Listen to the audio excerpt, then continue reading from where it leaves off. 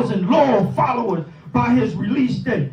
At this time, he returned to the streets of North Philadelphia to sell t-shirts, telling stories of hardship and triumph, and inspiring and motivating others to face difficulties around him. Over the past 5 years, Wallo267 has skyrocketed his modest social media presence, backed by Who's Who network of pro athletes, music industry giants, actors, entertainers, business leaders. Today, he has over 21 million social media impressions weekly. As a mega influencer, market disruptor, a global inspirationer, he has partnered with household names. It's just about, I'd be here all day trying to announce the name. But without further ado, y'all got to bring it in for Wallo267. All right, we're here, Westfield, Malik Bookstores, Wallo267, armed with good intentions to head in right now and get set up. Scout Fragrance, let's get it. Gaining over 60,000 loyal followers by his release date. At this time, he returned to the streets of North Philadelphia to sell t-shirts, telling stories of hardship and triumph, and inspiring and motivating others to face difficulties around him. Over the past 5 years, Wallo267 has skyrocketed his modest social media presence, backed by Who's Who network of pro athletes, music industry giants, actors, entertainers, business leaders. Today, he has over 21 million social media impressions weekly. As a mega influencer, market disruptor, a global inspirationer, he has partnered with household names that includes, just about, I'd be here all day trying to announce the name. But without further ado, y'all got to bring it in for Wallo267. Let's bring them out with a thunderous round of applause. These brothers in LA, and we're going to show them the LA love. Woo!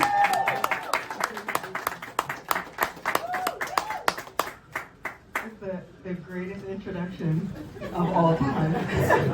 Thank you, Malik. Malik, you probably the only person that can mess with my energy on the plane. You're not messing with us. They ain't messing with us, bro. To embrace you, brother. Yes, sir. You was already in your game face. Yes, sir. I know what you're doing. I got you. Wallo, we love you. I love y'all too. I appreciate y'all being here, man. And I wanted to be extremely transparent because I don't know what it was. It took me a while in life as a black man growing up in the ghetto, young black man. You know, you talk to the black community is yo, close that door, man. Yo, you know I don't play that when I'm getting busy. Yo, close the door. Keep the door closed. Jesus Christ is coming. Thank you, brother. That's the only way. Close the door. We having something right here. Would you be in heaven or hell? If you died Thank you, brother. You can't tell me you don't make them decisions. Thanks, though.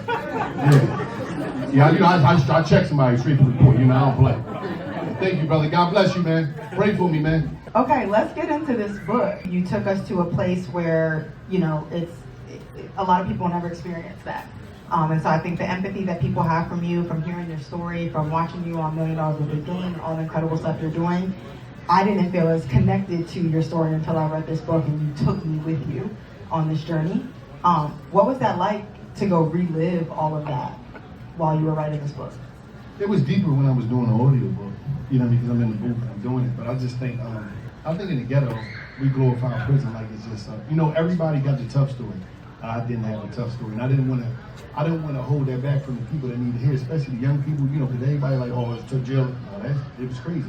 At the end of the day, it was like, I just wanted to be transparent because a lot of these cats ain't listening to me, so I had to give them the real game from the heart, and I had to tell them what it is, man. Prison place, it ain't a cool place. That's why you never hear me use it as a badge of honor. Me and Gil basically joking about it, and we clowning it, because it's like, going to prison is some goofy shit. Like, ain't nothing cool about that. And I think for so long in our community, you got honored for going to the joint.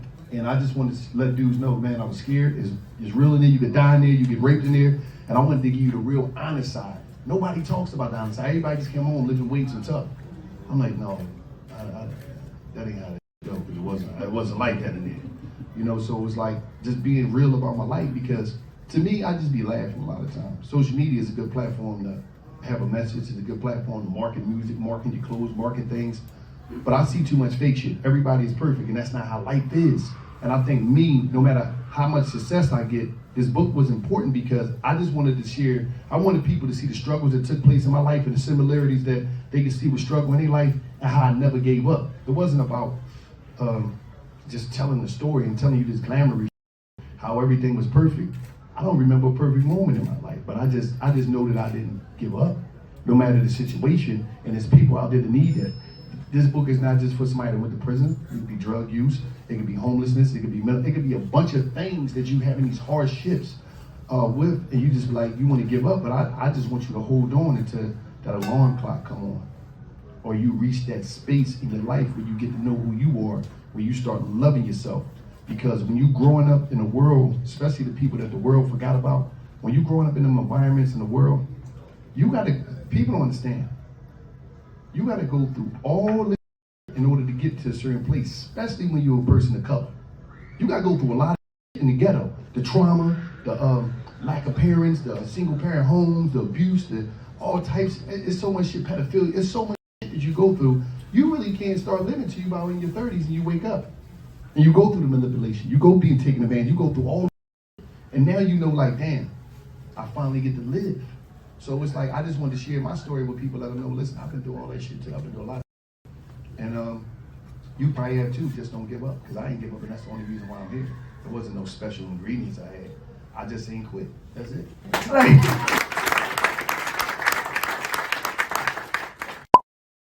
So this is the fragrance. It's called Cupid fragrance. It's a pheromone spray for men. Basically, if he's going on a date, it's supposed to enhance his chances of, you know how that works, right? Meaning like he smells good, the night goes good, and it's all good. Yeah, I think you feel what I'm saying? I'm gonna spray on the card and I'm gonna spray my arm, okay? Okay, let's do it. So let's spray the card. This one? Yeah, I'm gonna spray the back of it. I'm gonna spray my arm. Alright. And just give it a smell. It smells good. You like it? Mm-hmm. It smells fresh, it smells light, I like it. You like it? Mm-hmm. What would you rank on a scale of 1 to 10? Like an 8. An 8? Mm-hmm. Okay. That's the review. Check out our website, scoutfragrance.com. Okay. Sounds good, I will. Thank you so much. Alright, thank you so much. I'm glad you said that. Not only do you talk about not giving up, but you talk a lot about slipping back up too. You get very honest and you don't make it perfect at all. I think everybody, it's not robbing anybody for everybody, but everybody has those moments of insanity where you're doing the same thing and expecting a different result. How did you stop that? How did you realize, okay, cool, I can't go back to this? And what advice would you give somebody else who's in that cycle of getting pulled back in that thing that they know can end them right back where they don't want to be, but you have to make a different choice for your life? There's multiple levels. There's multiple levels of things, right? But what really would be if I kept, for some reason I wasn't a good criminal. I always wound up in the jail. You get real honest about that too. Like, damn, every time I get caught, I didn't, my grandma used to be like, you always getting caught, nigga, you don't get it. I used to call Nanny. Nanny was like, you don't understand. So, and I remember my homie, I was telling Big Boy, my homie mom said, she said, y'all can't do wrong. Y'all might as well start doing right. Y'all not good with doing wrong. Y'all don't not. So it comes to a point where it's that alarm clock come on. Like a lot of times when you see me, because sometimes y'all may see me venture off, whereas though it might be like a week straight, I just be going hard on the people in the streets. When I be talking directly to the street game. Because I be just wanting some of these young cats, because it's way more dangerous and these guys is the young black male today is the most fearless black male probably in the history of life. They don't give a fuck about nothing. They ready to die tomorrow, today, tonight. They don't care about none of this. I just be trying to push it on them to say, I just want you to be able to wait to that alarm clock. I hope you still be living. I hope you can reach that 25 when like you like the way you thinking at 16 that with that gun on you ain't gonna be thinking like that at 25. You know, and it's just be like, I remember when I'm in the penitentiary and my alarm clock finally come on after doing all them bits, it was like, damn, it's more to life. You mean to tell me it's another neighborhood outside of my neighborhood? You mean to tell me it's a place where you ain't gotta go to a funeral every week? You mean to tell me it's a place where as though you can leave your door open? I didn't know it was places like that. And a lot of people in our hood, they don't know shit like that. The hood lack exposure. So I just be waiting, I just be hoping that a lot of us can live long enough for that switch to come on, that alarm clock to hit, where you wake up and you're ready to be receptive to new. You're ready to be receptive to the world. You're ready to look outside and say, man, I could go here, I could go there, I could meet this person. So me, it just was like kept going back to jail. I got tired of that shit, man. It was like, man, I want to do something different. I done already maxed out. I'm a master. I got a master's degree in going to jail. I got to do some new shit. Straight up. You are absolutely the worst criminal if I learned nothing else in this book. Yeah, I was lost. You are a way better speaker. Yeah, I wasn't good. That's what got me through jail. I used to talk shit to people and laugh. I was humorous. I was a comedian and enjoyed it, you know what I mean? Probably kept people off my ass, you know what I mean? So it was just, you know. I'm glad that you have found your calling. You speak a lot early in the book about old heads in the neighborhood, and I love the way you talk about them. You give a definition for old heads as if it's a word or something that doesn't exist anymore. Why did you get so vivid about that, and what position have you taken now as an old head, if I can call you that, when you're sitting down with these young rappers or with young people and giving them the game that you're giving us right now? How are you filling the shoes of the people that tried to steer you in the right direction when you were younger? It's different levels of an old head, right? So many different levels. You got the dude that's gonna give you the package and give you the gun and tell you, listen, man, you cool, they ain't gonna do nothing. You juvenile, you get right back out. You got them. Then you got the dudes that's always outnumbered, the one that the old head that's gonna be running the basketball program, running the football program, the after school program. The old head that's going, the NTA at the school that's always gonna be up on you. Come on, he wants you to do right. That's the good one, but he's outnumbered by the streets. Like most of us that's operating in the street culture, we come from nice family. We got good people at the house that's telling you what to do right, but they outnumbered by the street game. There's too many people outside. Once I go outside, you're done. It's cool you told me to do that shit, Mom. It's cool. And like, what's so crazy, I always talk about Revenge of the Nerds, right? Because I'm looking at it, I'm looking at this shit right now, and I'm like, damn, they got us. Back in the day, back in the 80s, we on the street corner, we doing our thing, we looking at the dude going to school every day like he's a fucking square, he's a nut. We looking at all this shit, we looking at the dude that worked, you know, even the movies portrayed it. Working man is a sucker. So you look at all this shit and I'm like, hold up, is it me or is that Revenge of the Nerds, the movie, has right now, it took years, but right now, it makes so much sense. Because the only people that ever do is the smart people. The phone in your pocket, all the smart is running the world. They always been, but we never seen that because we couldn't see past the street corner. We couldn't see past a certain mentality, a certain language. We couldn't see past that. So now it's like, it's so hip. Huey Newton in the News song too. It's hip to be square. Unbelievable song, but you didn't think about it because at the same time, education was never in the forefront of the ghetto. Education, not just that. Education was never in the forefront of the ghetto because the struggle was so deep in America itself, not just the ghetto. Worship the successful criminal.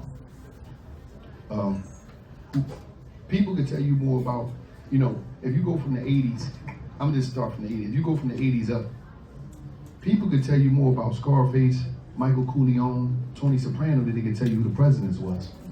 Because they ran America. The idea of everybody loved the successful criminal until you get caught. In my neighborhood growing up, as I was a kid, you know, and on the East Coast, some of y'all that don't live on the East Coast, especially Philly, Baltimore, the houses stick together. So we be on steps. We not this out here. This shit is like, you know, the grass and all that. You could be wherever. This shit is like having a mansion.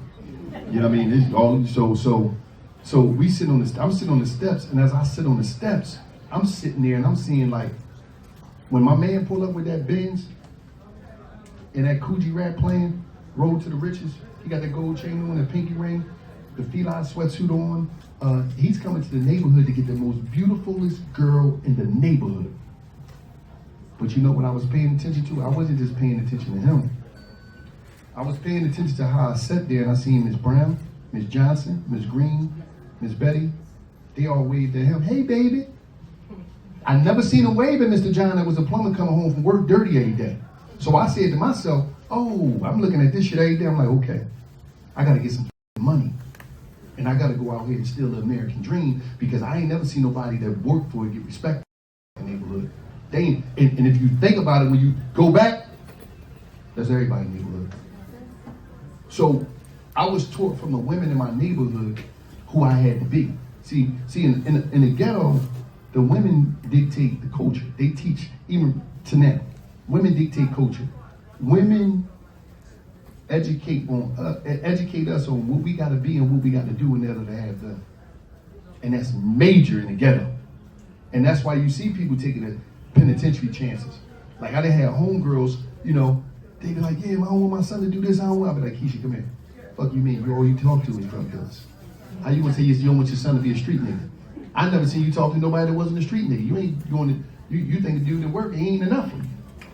So it's the idea and it's the mentality. And that's why I break down so much in the book to give you the you know, from my POV of what I was looking at and seeing, like, and it's not just what I'm seeing, it's what all of us seeing, but a lot of us don't know how to, you know, articulate it.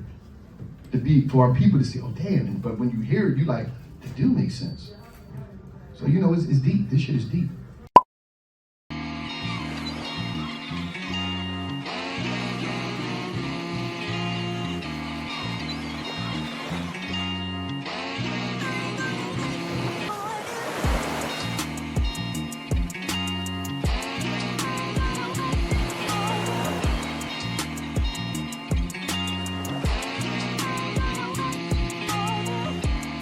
Every man deserves an ovation. You talk about Front Porch University in the book. Yes. Watching all of this happen, but you had it a little bit worse because it was in your family. Yes. So you had big shoes to fill because your dad was a guy who was known in your neighborhood. What is that like? And when you were writing and reading this book, how did you reconcile with making some of the choices you made because you were trying to fill his shoes? You know, my stepdad was in the streets, but you know, you hear the stories before. You know, like when I was 2, my dad disappeared. Wallace, you know, he disappeared, and but hearing the stories growing up, this dude in the 70s, he was a big time meth and felony dealer. He used to make meth and all that, and he was driving Rolls Royces and Benzes and had diamonds dripping off his hands. So I'm hearing this, I'm like, damn. And the old heads tell me, your dad was that guy. So I'm like, I gotta grow up to be that guy one day. You know what I mean? And that's just the reality of it. He was just smooth, had a bunch of women, a bunch of kids, and just got a bunch of money. That's all we knew. So when then my step-pop came hit, he was always trying to fight me off of the penitentiary, but the moments I had with him was short because he always was going to the penitentiary. So we going up there to see him in the penitentiary, and even in the book is a picture in there to show the reality of it. We going to see him in the 80s. He trying to fight me off of the street gang. I wound up getting into it anyway. So we going to the penitentiary to see him in the 80s. And then 1998, me and him were cellmates in the penitentiary. We used to visit him as a kid. And then in 2005, me and my brother is cellmates in the same penitentiary that we used to visit our step-pop as a kid. Generational incarceration. At the same time, while that's taking place, on the other side of the game is nepotism, because in the prison that I'm in the prisons that we in, you got the warden. The warden's son is a deputy. His brother is a lieutenant. His sister is running the nurse department. His cousin is running the gym department. The aunt is running the kitchen. So at the same time, you're seeing families on both sides. You see what I'm saying? But we always taking the losing end of the stick. And one of the most eye-opening situations that I ever experienced in the penitentiary, and I had to really talk to some of my homies, had a real sit down to break it down to them, because I never looked at it like this. But me and the guard going back and forth, he hated me, I hated him. He used to come to my cell and shake me down. That's why it's part of my, I don't give a about too much out here. I don't care about opinions and all that. Because this guard, he made it his job to come in my cell and shake me down like multiple times a week, strip me out. He strip, because they come to the joint, strip out. You come out, you know, and me, you just want to see my again. You love that black heat. That's how I'm talking to the white boys, right? Because I'm crazy. Oh, please. No, I'm just being real. I'm telling you how it was. I'm like, see, I know what you want. You back to see the pipe again, huh? So yeah, people turn around. So you strip out, you turn around to the wall. You know what I mean? If you don't turn around to the wall, they're gonna spray you. You got to turn around to the wall, put your hands up, lift your feet, you know, squat, spread them, go in your mouth, lift your, all that, right? So we going back and forth. He don't like me because he said I always had something to say. If I see him doing some saying, I'll be like, damn, you ain't supposed to hang in the man. What the fuck is you? So we always going back and forth. We hate it. Shake my cell down, whatever. So one day I get some legal mail. This was a life-changing day. So when I go get the legal mail to the bubble, because they got to open it up in front of you, coming from my lawyer, he said, hey, Peeps, what's going on? That's my last name, Peoples. I'm just like, yeah, without it. Ski my mail. He said, no, look, so I got something to show you. So inside of this button-up shirt, you got like a vest in there. So you pull out this envelope, open the envelope. Oh, there's a picture in there. He just laid the picture there. So I'm looking, I'm grabbing my mail, going through the papers and all that. He said, thanks, man. You and the homies, man. Thanks. I look at the picture. It's a house in the back, but it's a little boy, little white boy standing in front of a boat in the front of the big house. He said, man, thanks to you and the homies, man. Y'all took care of me. Y'all be taking care of me, right? He got me that day. That was one of the days he defeated me, right? And it cut so deep. I just grabbed my stuff like I ain't you, right? I grabbed my stuff and walked away, but I was bleeding. I was bleeding out as I walked to my cell. I walked to my cell, closed the door. I put the towel up, because you put the towel so somebody can see your cell. I sat on the bed, I'm like, damn. And I'm walking, and I go to pace back and forth, because I never seen it that way. Then I started to break it down. Because I used to always get a piece of paper and write shit down. So I'm like, this equal this. And I had to tell the homies the next day, I said, yo, man, you know what's crazy, man? I said, you know how many kids we send to college? I said, you know how many houses we buy that ain't for our people? I said, we build whole communities. Every time we put this work in on each other in the ghetto, and we raise the crime rate, and the states, whatever state you is, they start building more prisons. When they build the prison, they build the economy. When they build the prison, they build the gas station, the Walmart come, the hotel come, because around that prison is a whole world. They go to the farmers, they license the property for 20 or 30 years, that they can put this prison on, and then they bring all these 18-wheelers in, and they put the new prisons together like Legos. Click, click, click. So now they bringing that. So now there's some 18-year-old coming in. Might don't even have a GED, that's just coming in the CO. 15, 20 years, he gonna be the warden. So we gonna take care of his whole life. He gonna buy his house, everything. He gonna send his kids to college. He gonna go on trips, the boats, the trucks, all this.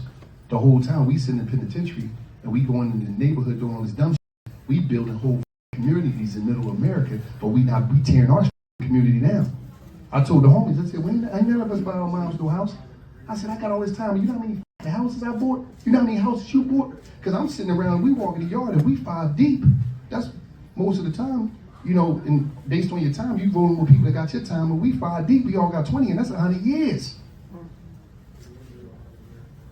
You look over there to go another 100 years.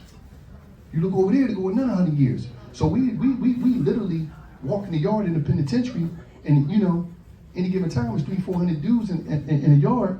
So you might got like 10,000, 20,000, 30,000 years of incarceration just any given day. So it's the reality of trying to, that's why I go so hard in trying to educate my out here in the free world. Like it's deep. This street shit is deep. But then it's the flip side of, we ain't gonna be here that long. That's why I go so hard, and that's why I be trying to push our people. Because I'm looking at this shit, like I'm 45. I might only got 3 decades, I might only got 2 decades left. That's why I get my shit off every day. I'm not waiting.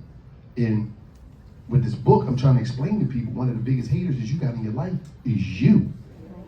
Not nobody else. Because everybody out here is scared. That's why when I came home from jail, I'm like, oh, I'm gonna destroy these. Because everybody in jail out here. Everybody, they prisoners of the fear of these imaginary illusions. They prisoners of the boogie. They believe in the ghost. They believe that somebody. I'm like, oh, y'all got the game up. I'm like, damn, y'all ain't doing nothing out here. Ain't nobody materializing their dreams. Everybody scared. All right, get out of my way. I got y'all. Watch me work. Go ahead and cheer me on. But I'm gonna destroy these because y'all keep playing. To be honest with you, the reality of this. Let me see this room. 30 years, half of this room gonna be dead. That's the reality though. My whole biggest fear is I don't want to be in a motherfucking graveyard sitting around crying like it. Motherfuckers be in the graveyard. You ever go to the graveyard and just hear the cry sometimes? It don't be crying because they dead. They be crying because they ain't do shit. A lot of people ain't do shit. Now you look at the older people, be like, they probably, but a lot of people ain't never do shit. I'm gonna be in there loud and shit. They gonna be mad at me. This motherfucker throwing parties and he's dead. He's always throwing them every night. This motherfucker. Well, I'm telling you, they're gonna be mad at me in the graveyard. Cause I'm telling you, I'm turning up. I did what I needed to do. I ain't gonna be in there crying and mad. No. Like, you got people out here paralyzed. That's why social media is a gift and a curse. Cause motherfuckers is out here watching all these manufactured relationships, manufactured love, manufactured success. I'll be like, oh, they capping like a. Cause I'm on the inside of the game, and I see that some of y'all favorite celebrities, they some of the most miserable, angriest on the planet. Me and Gil call them and joke with them. What you doing? Look at you miserable. What you doing? You got all that money. You hate it. No.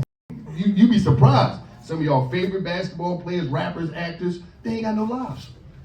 Because what they thought was the money was going to change and remove all the trauma of their upbringing, and they didn't do shit. Money is not what you think it is. That is more problems, more headaches, more taxes. It don't be what you think. Some of the most happiest people that I met was people in a plane, train, all of just regular people. The Uber drivers are some of the happiest on the planet. I done had some unbelievable conversations with them. You see what I'm saying? Because I'm the type of I be Ubering from all time. I'm the dude, yo, man. I be in Virginia. I got to get out of there. I'm like, yo, man, I need you to take me to New York. From Virginia, and I be talking about all types of shit. No, cut that joint off. I'm going to pay you cash. No. They don't do that. Like, damn, this dude, and I pay him all C-notes. They like, this paid for real. You kicking it, you talking about life, you know what I mean? But it is what it is, though. But I gotta tell people, we ain't gonna be here forever. You have a very, very special guest in your book, who reads your foreword, Iyanla Vanzant. What was it like for her to speak life into you like that in this book, and to share it with everybody, because it's in the book, everybody will get to read it. You're doing your thing, and everybody is asleep, and you are very awake, but that is a moment where I think you have to stop and really look at all that you've achieved and what you've done and what you mean to people. What was it like to read that? To see, first of all, when Iyanla, it's different. See, you know, you have people come in your DM, but when she slid in the DM, I said, oh. Because we was reading her book in the joint, Acts of Faith, the purple book. Dudes used to walk around the yard with that in their pocket because you write your letters off there. Like, it was an everyday Acts of Faith, give you, good word every day for the year. So when she did that, I'm like, I almost passed out. I said, oh. I hit her back. I'm like, yo, we used to read the purple book. So we kicking it. Next thing you know, the book come, and I'm like, I need you to do my forward. She said, baby, come on down here. I went to a crib. The food was excellent. I should have got a couple more plates. I'm like, what was it? What did she make? It was some shrimps over some rice. The sauce was just, it was unimaginable. To the rice, and I'm in here trying to be respectable. I should have been on my like, grab me some. You didn't put it up on your plate. No, I should have trying to be cute. No, I should have ate another plate and took one with me. That's how you really get down. But I'm in there chilling, but she read it to me, right? She read the forward to me, and if you read the forward, it's deep in our house. So I'm in the house kicking it with her. She read it to me. She's like, you gotta have this. Cause I didn't even know she was doing it for her. She's like, honey, come down here and let me talk to you. So when she go to the room, pull it, and read it to me, she's like, I got something for you. So that was just deep. And then I hit her up, and I was like, yo, I need you to do the audiobook. Sent it that night. You know what I mean? So it was just the love, you'd be surprised. You'd be surprised who your angels is out there. You know what I'm saying? So she's just amazing. There's a lot of healing that happens in this book, and as much as you talk to us about the inside, there's a lot of things that are going on outside. And what I read, I feel like probably my favorite part of the book is your opening up with your mother. What is that relationship like for you, I'll say internally now, and how much have you learned about what she was going through on the outside while you were inside, and kind of misinterpreting some of that when you were younger? A lot of times in our community, and this is what I had to learn, a lot of our parents still be kids trying to figure this thing out. And we don't be digging, we both be kids, and we don't, and so a lot of times we always salute grandma, Nanny. Nana always gets saluted because they the ones as adult, and they take it on because nobody is more understanding than grandma. So they more patient, they more nurturing, because mom is still trying to figure out life when they have you. They dealing with your pop sometime, maybe on their name. So you're dealing with that, mixed with trying to find love, trying to find themselves, trying to understand themselves. Some of them suffering from abuse that they didn't went through that you don't know about. So I think forgiveness is everything. And as I grew older, I was able to understand, oh, I wasn't perfect. I was crazy. Listen, I say to myself, and I look at my mom sometimes, I'm like, I don't know how you dealt with my shit, because police was looking for me every day. So I'm serious, you know what I mean? So I don't even know how she ain't just denounced me like that nigga ain't my son no more. Straight up. So that was the greatest time of my life, feeling in my life, when I was able to just forgive that and look at it differently and be accountable for my stuff and not put it on her. You know what I mean? Because when you're a kid, especially now, when you're a kid, once you learn manipulation, is a game changer. And kids now, oh, they on another level now. Just manipulate. I be telling them, they will manipulate the shit out of you if they don't get certain shit. They'll finesse you. Oh, I'm gonna kill myself. No, you're not, because you can't play Roblox. What's going on? He need his, you know me, I'm on some throwback shit. Go get the belt. He need his ass whipped. So you ain't whipping the asses out here no more. It's too easy. Me and Gil, like, man, we be mad sometimes. Like, you ain't don't whip ass out here. We got all them ass whoopings and they don't get none. How the fuck they get a pass? You see what I'm saying? I know they got all type of numbers now. Back in the day, I never forget, man. You know what's crazy? I'd never forget, man. My mom, I come in the crib, so she tell me, she say, oh, go. I already knew because when she tell you, yeah, get a bath, she too nice. Too nice. Go ahead, go eat something. She line me up, the food hot. I go eat something, right? She like, I'm like, damn, she ready to strike. So I wait the people in line up. No, you all right, the water running, go ahead. So I'm like, I get it there, she gonna be holding me by the leg, tearing me up. My mom ain't play, she had no picks, whatever was close, stitching cord, whatever it was ever. So I never forgot, I said this, I pulled the joint out on her one time. I walked in, what's the name? She told me, go ahead, get in the joint. I said, I'm tired of this, I'm calling the people, right? She always threw me out the window, right? This shit was crazy. You know they used to have the numbers up there, the hotlines and shit. So I told her, I'm calling the people. So this is the third, and I told my mom one day, I said, man, we was at the family, she cooked out, I go to the crib, and my niece had this some crazy shit. I'm like, so you mean to tell me you got soft? You ready to write down get soft? She told me, no, man, you know it's a different time, baby. I said, so you put me and Steve through the blender.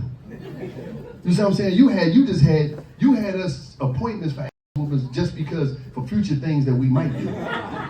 Now they don't get them, so it was just crazy. But no, that was the greatest thing, just being forgiving and just loving on my mom, because she ain't gonna be here forever, and I ain't either.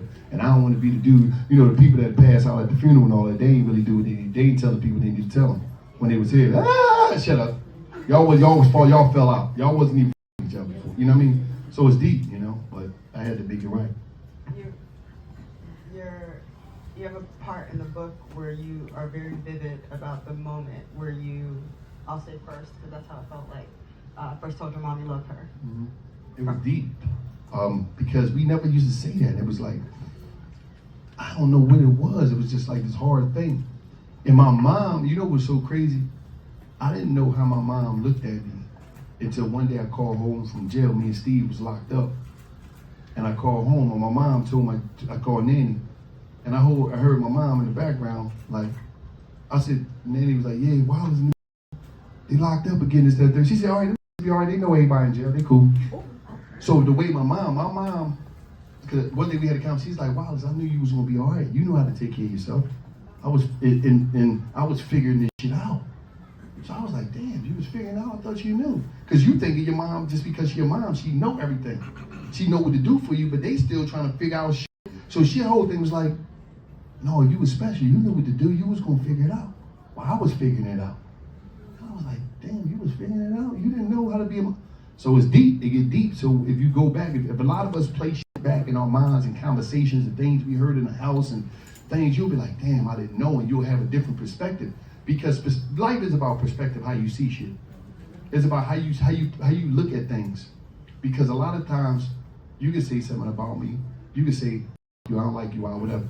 And I could be accountable for how I look at it and say, damn, man, well, what did I do to make you feel that way about me? Or I can just snap back, because the ego will tell you, go back, buck back. That's the ego is the greatest pimp in the ghetto. The ego is why so many brothers kill each other. It's an ego play. That ego is It's the most dangerous thing in our community, ego. Ego and lack of accountability. One of the greatest things I did was learn how to be accountable, learn what accountability was, so I couldn't point nowhere. I had to go look at the mirror. And the mirror is a scary place when you're running. And that was the greatest thing that happened to me. So I was able to open up and realize what's really going on. And that was the greatest thing that happened to me. I don't know if you know, but that the way that you describe that moment, and for everybody when they read it, you don't always know what you do for other people, but I have never heard anybody talk about that struggle to tell someone, and usually it's the mom or dad, but mostly mom, just to say you love them and to hope that you hear it back. And so I was very glad that you included that, because we all had this, a lot of us had the same childhood, getting beat in the tub, been there, done that. But that moment was very special to me, and special for you to share that, because you did every moment leading up to you actually saying it, how you felt. You can hear it in your voice and listen to the audio book. I just want you to know how powerful it was. Thank you, because you know what's crazy? I realized a lot of times in the community, holding a grudge is more powerful than letting go. That is addictive, and it had you like, damn. And it hits with it's a mix of ego, lack of accountability, and the grudge is just like, I want to be mad. Like, because what it do is, we be hurting so much that we want somebody to hurt like we hurt, so we think they're gonna hurt when we act like we not gonna forgive them, we gonna be mad, we gonna be angry, when for real, we wanna tell you we love you and get a hug and be but a lot of people don't want to do that with their parents, because they're like, I heard it for so long, I want you to hurt too, so I wanna be mad. I just wanna be mad because I want you to hurt. And when you get to a certain level in life, you realize that paying somebody back is not the route. And once you get to that level, it should open up for you. Life will open up. Can we get more serious? Okay. You talk about and recognize having been sexually assaulted as a child. Michelle, yeah. And you talk about that very openly. Yeah. Again, every time you do this, when you write it, when you read it, you have to relive these scenarios. What is that like now as a grown man, sharing that with the world about what someone did to you, and realizing that someone actually was doing something to you? It wasn't, because that's glorified a lot of the times with young men. You know, when you're young teenager, you think you're the man, right? You don't have a. It's cool. It's cool for men, the young boys. You think it's cool when you're going through it, but me, I had to share that because as I evolved in life, it was necessary for me to share that, because more people need to share it. Because one thing we don't talk about in the community, in the black community, and I say this at Charlemagne mental health thing, pedophilia is major. It's always mostly the young girls going with the older men. And I didn't realize this I remember I seen someone, I had a conversation with my grandma one time, when I seen Tina Turner, What's Love Got to Do with It, and how they gave Tina away to an older man because he could take care of her. I'm like, what the fuck? So I said, Nanny, what? She said, yeah, that baby, that happened a lot. And I didn't know that was like tradition, to where as though people overlook it. And even when I was growing up, I seen older women be like, girl, you better go and mess with him, he got money. I used to see aunts and moms push their daughters off. So I think I wanted to share that part about, the older woman I was, because to make more people comfortable with talking about it. A lot of women can't even have relationships because they still suffer from the trauma of being taken advantage of their whole childhood.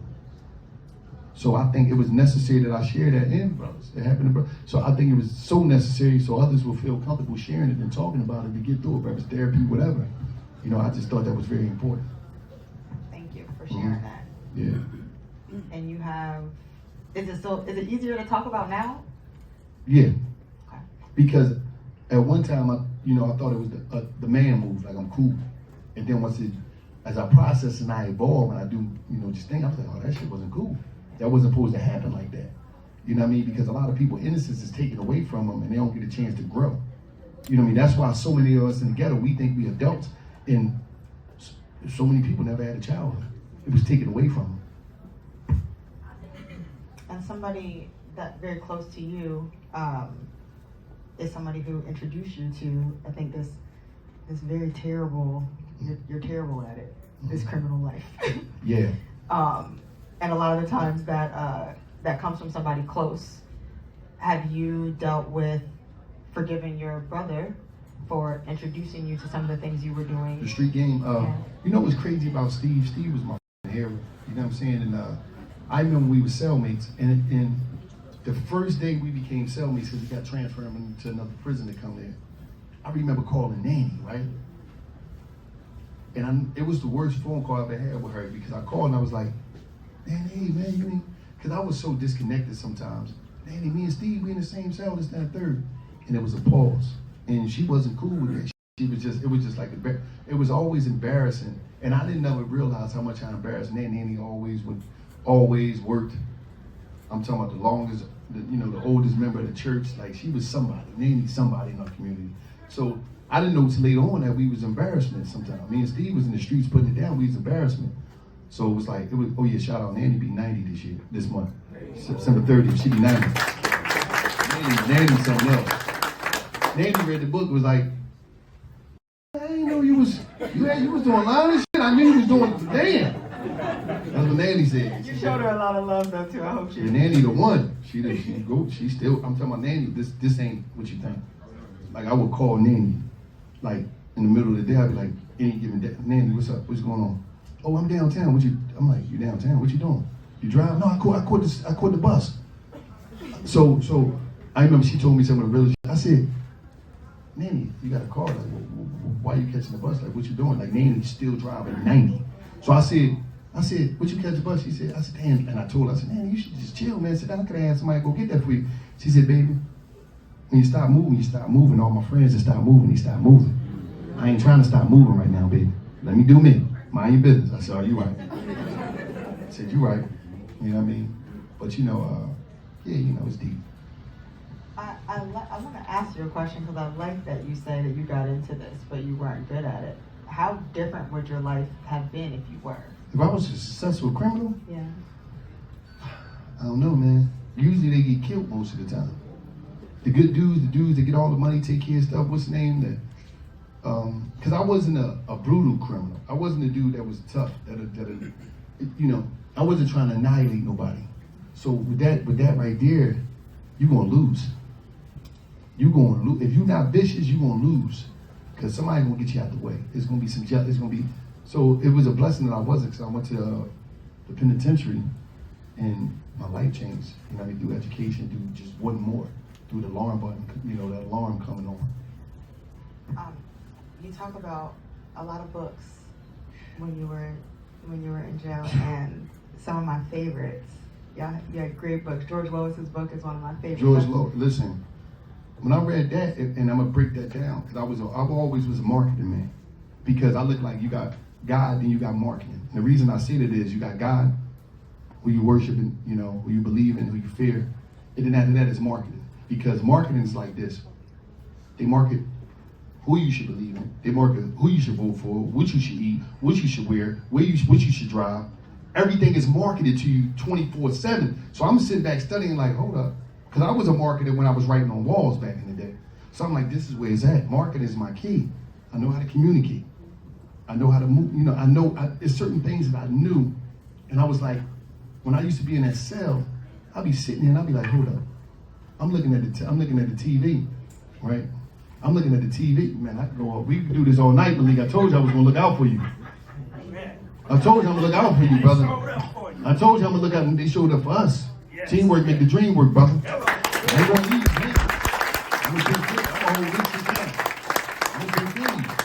So I'm looking at it like, hold up, and this is where it came. I had a cellmate, so I used to look at the TV, and he's like, man, why you always watching commercials, man? Why don't you just watch something? You keep flicking the TV all night. Because I'm writing notes down. I'm like, hold up. That Big Mac never looked like that when I was, it never looked like that when I went to the store. Why the f they keep using red? All right, why they keep using urban music in these TV, in these commercials, in the car commercials? And I realized, oh, there's an agency that do that. They pay money to the agency to do that, this, and the third. So Then I read Tenement of America by Steve Stout. So I'm just tapping anything and I'm bringing anything around. Then when I got that George Lois, I'm like, this is one of the greatest admin in the history of life. Then posters from Muhammad Ali, all type of stuff, Time magazine. So then I say, hold up, George Lois? This the dude they made the TV show Mad Men about? That's him? That's George? This dude was, so I started putting it together. I said, oh, ain't nobody worrying about marketing. That's where the real money at. If they raise 100 million, they might take 37, 40, throw it in the marketing so we can see it everywhere. So I said, oh, okay. This was the real paper at. And I never forgot that. And when I came home, my videos was marketing because I had a battle. It was a battle going on. When the timeline, I said, I'm gonna destroy the timeline because I'm sitting there looking at the timeline and I'm like, they only looking at her because she naked. They looking at him because he got jewelry on. They looking at him because he an athlete. He's a rapper. They looking at, I got him. I'm gonna crush the timeline because I realized traffic was money. I said, okay. So when I'm paying attention to all that, that's why I wasn't paying attention when nobody was doing. That's why if you see a lot of my early videos of running across the highway, laying on the ground with ketchup on my head. It was the rain for me. When I saw you running in the rain. I love the rain. You know why I love the rain? Because every time we used the rain, the guards used to send us in from the yard. They used to piss me off. Take it in. So I'm like, damn, I always wanted to be outside. I had a thing with wanting to be outside in the rain so much. Like I used to walk the whole Philly in the rain when I came home. The rain was just everything, and it gave me this charge of energy. That's why you see, but all the videos, it was a technique. I said, it's a battle going on the timeline. And the only way I'm gonna win, I gotta be very unique. And I knew marketing, so I said, I got them. I know what they want. And that's how I start. That's how I start catching. It start catching. And then once that happened, it was over. I was off to the races. I knew, because this is the thing. I knew I had a list and I had a book of life, but I had a list of things that I wanted to be and I wanted to go. And I knew we live in a place where as though if you don't like yourself and you don't like what's going on, at any given moment you can recreate yourself, but you gotta be brave and you can't, and you get what they think. You gotta have that mentality. So I said, okay, damn, where do I wanna go at? Where do I wanna eat at? Where do I wanna live? Where do I wanna drive? I wrote that shit down. I'll write it down a couple times a week. So I'm the dude that would go, damn, I only got a certain amount of money to my name. I'm going downtown, I'm going to the Four Seasons, going to Philly, the highest floor, and I'm gonna sit at the bar and I'm gonna drink tea. I wanna eat in here. I wanna stay at this hotel. I'm going to find that condo, going to call it, I would like to check this out. I wasn't having no plans, I was window shopping, but I was preparing myself. I was going to the car dealer. Let me drive that car, I wanna test drive it. I ain't had no money to do it. But you gotta become a millionaire before you become a millionaire. You gotta just manifest it. And this is what I knew. The jump that I had on most people, I had a jump start, and this is why. From 17 to 37, I sat in the penitentiary. And what it did, it fortified and put a shield and it protected my imagination. When you out here living in a free world, if I was living out here, kid, heartbreak, lost a job, trying to figure out, the wear and tear, might have been on drugs. The wear and tear of life, it deteriorates your imagination. That's why you got people out here talking about, oh, I'm 30, I ain't do nothing yet. Shut up. You ain't even shut up. What you talking about? You still got all this life. Because we've been taught that. Life will snatch your imagination out here. And people don't dream. So I go in the penitentiary, 17, come out 37. I'm really 17. Because I believe I could do anything. Listen, I'm like, I'm coming home, I'm like, that's why I keep saying people in jail, I'm like, it's sweet out here. They scared, everybody scared. I'm like, damn. And you gotta think about the way I'm thinking in my imagination, because I'm coming home 37, felonies on my jacket, fresh out of the penitentiary, but I had that satellite in my hand, that cell phone. I'm like, it's sweet. And that's why I was so brave to go after my dreams, because I'm like, I still believe it's possible. When the average person looking at me like, I'm done, they think they done at 37. They're like, oh, you done, you can't do it. I'm like, it's sweet out here, everybody sleep. Everybody got, listen, I see, you looking at people like, oh damn, that's a nice jacket, that's a nice, I'm looking at people like, damn, that motherfucker got shackles on, you don't hear? You know, all I hear is shackles all day in the mall, in the store. They're scared to death. They scared to go after their dreams. Because it's like, what I'm gonna do? Everybody keep talking about what I'm gonna do. What are you gonna do? You're gonna go out there and materialize your dreams and live. Ain't nobody worrying about marketing. That's where the real money at. If they raise 100 million, they might take 37, 40, throw it in the marketing so we can see it everywhere. So I said, oh, okay. This where the real paper at. And I never forgot that.